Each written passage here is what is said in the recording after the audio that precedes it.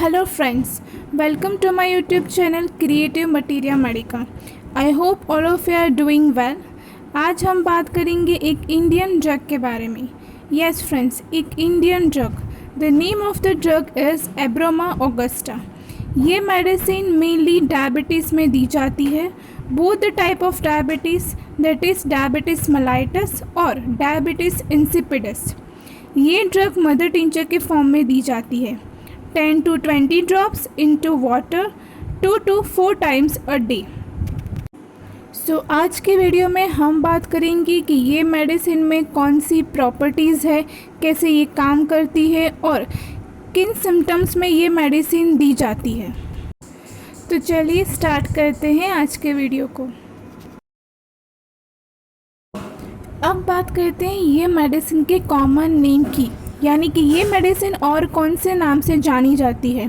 So common name है devils cotton.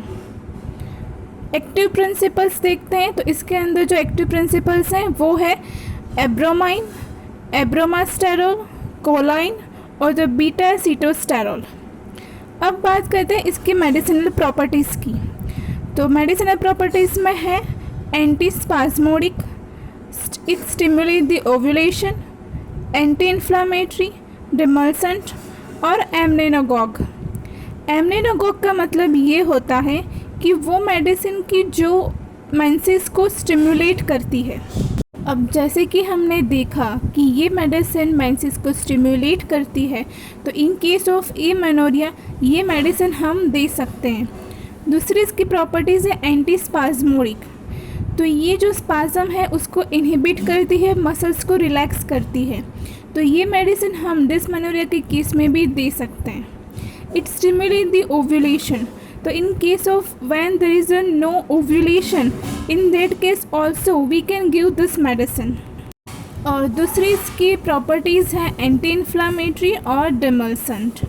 So in case of inflammation उसमें भी आप ये मेडिसिन दे सकते हैं, लेकिन ये मेडिसिन मेनली डायबिटीज़ के केस में दी जाती है.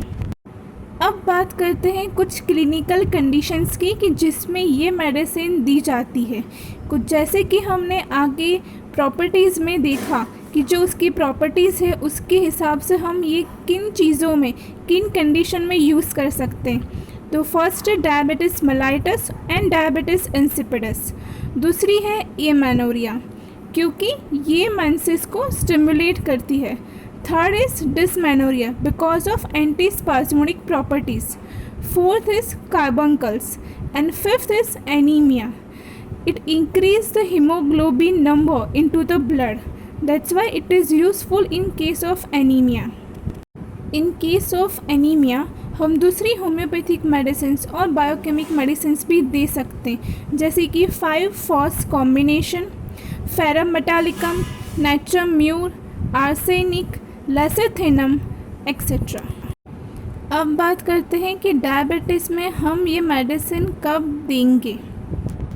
सो डायबिटीज़ के सिम्टम्स की बात करें तो फर्स्ट सिम्टम्स है that is the dry mouth with extreme dryness, dry tongue, excessive thirst, especially for large quantity of cold water.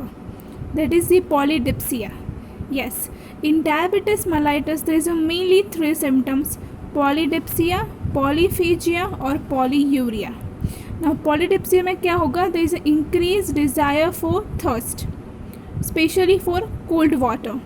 दूसरा है polyphagia, which means insatiable hunger. Patient is hungry immediately after eating, or there is a desire for sweets. And the third is weakness of vision, that is because of the retinopathy.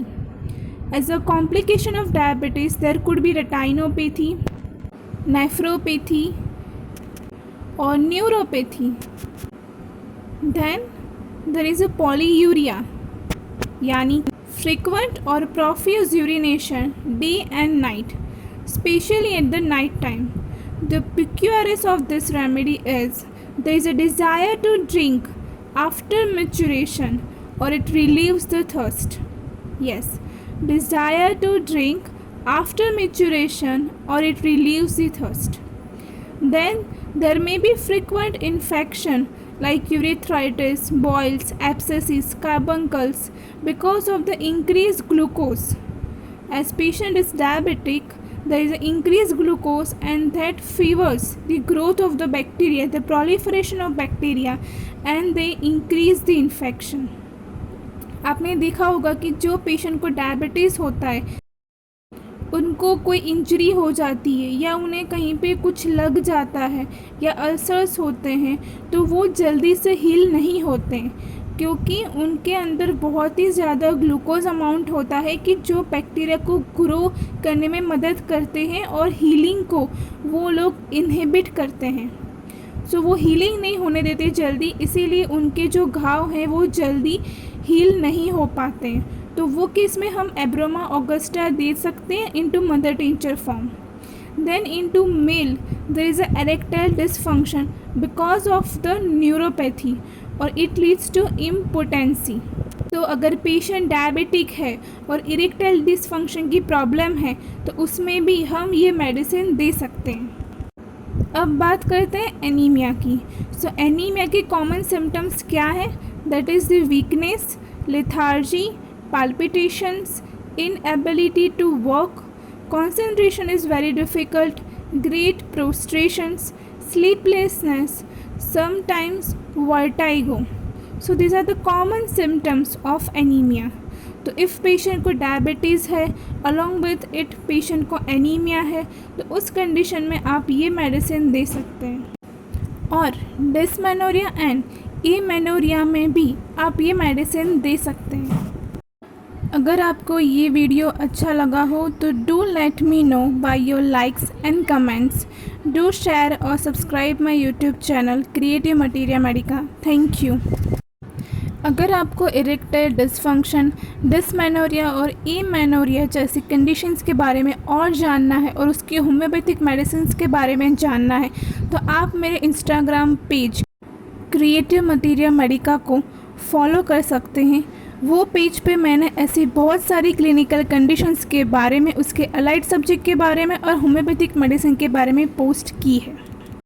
मैंने अपने Instagram page creative materia medica की link और amenorrhoea, dysmenorrhoea and erectile dysfunction along with diabetes की post की link नीचे description में दी है, आप चाहे तो वहाँ से देख सकते हैं।